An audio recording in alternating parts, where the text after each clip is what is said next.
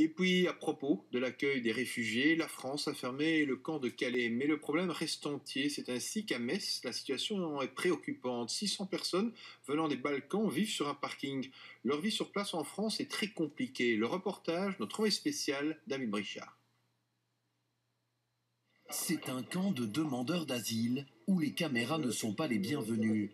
L'État français refuse l'accès à la presse et de nombreux occupants, majoritairement originaires des Balkans, évitent l'objectif. Ils craignent d'être reconnus par les autorités de leur pays. Beaucoup ont dû fuir. This year, the life of my children was again in danger.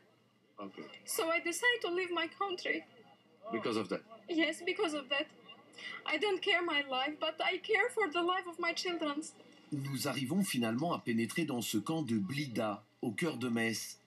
Avec un smartphone, nous filmons ce qui s'apparente à un bidonville. Ici, 600 personnes dont 170 enfants vivent. Des tentes les unes sur les autres, beaucoup de saleté.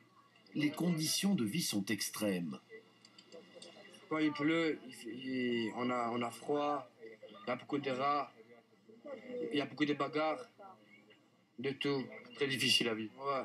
On dort à 3 dans le tente, des fois 2. Dans des petites tentes. Ouais, des petites tentes. Il y a la pluie qui entre dedans, le matin t'es tout mouillé. Il y a des gens qui dorment sans rien manger. Ça c'est super compliqué. Ce camp géré par l'État français n'a pas été placé ici par hasard. Metz est une ville qui voit arriver des centaines de demandeurs d'asile car elle dispose du seul bureau de demande de régularisation pour 4 départements. Ici, les représentants de la mairie déplorent l'attitude de la préfecture qui représente l'État. Il y a une politique de rejet, c'est-à-dire de dire il ne faut absolument pas leur donner de bonnes conditions, etc. Il ne faut pas faciliter, autrement ça va accélérer les processus migratoires, en particulier de ceux qui viennent de l'Europe de l'Est. C'est bien ça. Où 80% de ces demandeurs d'asile sont rejetés parce que ce sont des migrants économiques.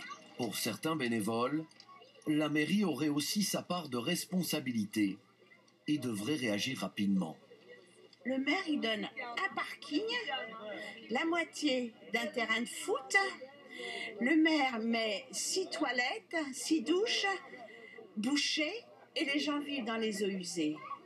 Le maire peut aussi demander au préfet, et décider même par lui-même, d'héberger les personnes. Au plus tard, à la mi-novembre, ce camp de Blida sera démantelé. La loi française prévoit qu'en période de grand froid, le droit au logement est obligatoire pour tous.